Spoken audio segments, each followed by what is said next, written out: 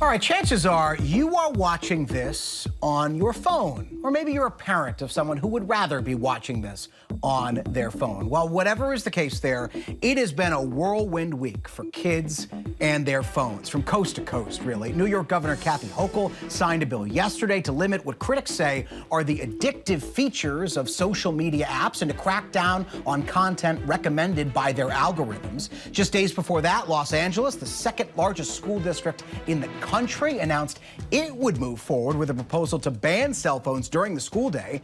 And earlier this week, Surgeon General Vivek Murthy made a big splash when he called for warning labels like the kind on cigarette cartons for social media apps.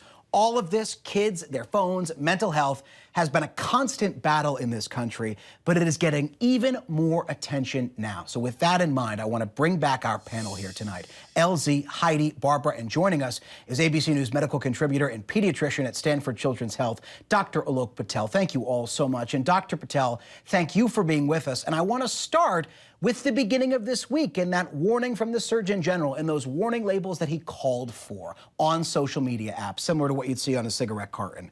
He's gotten some criticism from researchers who say there's not tons of definitive evidence that a social media might be a contributing factor to kids' mental health, and that it's not necessarily that kids are online in the first place, but maybe what they are consuming online. The Surgeon General, we know, has said that we don't have the luxury of waiting that long to figure all of this out. I say all that to say, help parents understand what they should do and what the research tells us right now.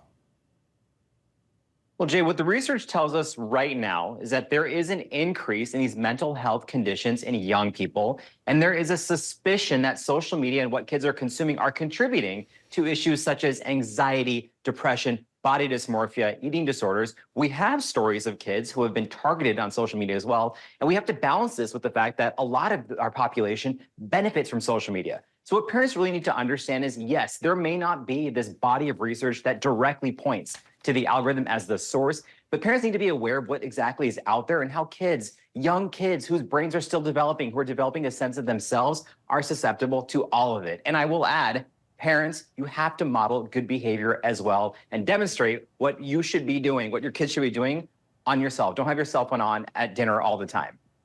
Heidi, as a former senator, I do feel like I come to you a lot as the punching bag for Congress. I apologize for that. But we have school districts and states stepping in here because Congress hasn't, right? All of these things tend to peter out, these various social media legislations that are always introduced. Do you think Congress will step in here? Yeah, I think they will, actually. There's a number of pieces of legislation that have been making their way through. But what's interesting is that several of them called for preemption of this kind of state and local regulation in exchange for federal regulation. California in particular has been particularly aggressive against that. So this is the experiment of democracy. The laboratories of democracy are regulating, and we'll see how it all comes out. Barbara, I bring the same question to you as a former Congresswoman, because even these warning labels that the Surgeon General wants, they would also have to go through Congress. I think a lot of people overlooked that when he made that announcement in that op-ed. Do you see any of these social media bills going anywhere?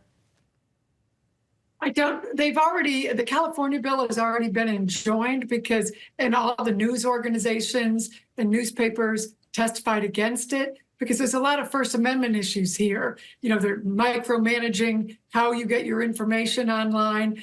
I think a better way is to educate parents and have parents be parents and get much more in control of these devices.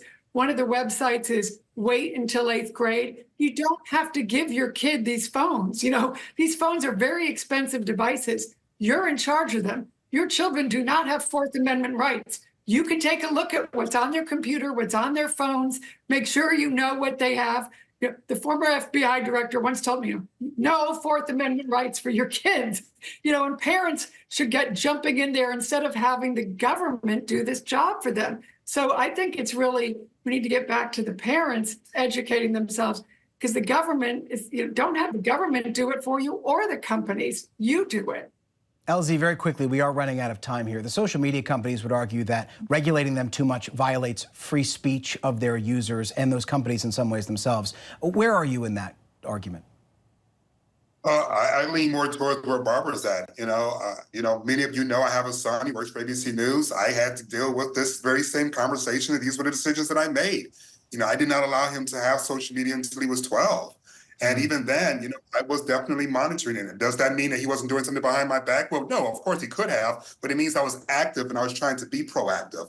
And I think that is up to parents. You can't wait for Congress. There's only one Gen Z Congress member. You definitely can't wait for Congress. Heidi, Barbara, Dr. Patel, and proud ABC parent Elsie Granderson. Thank you all very much for your time.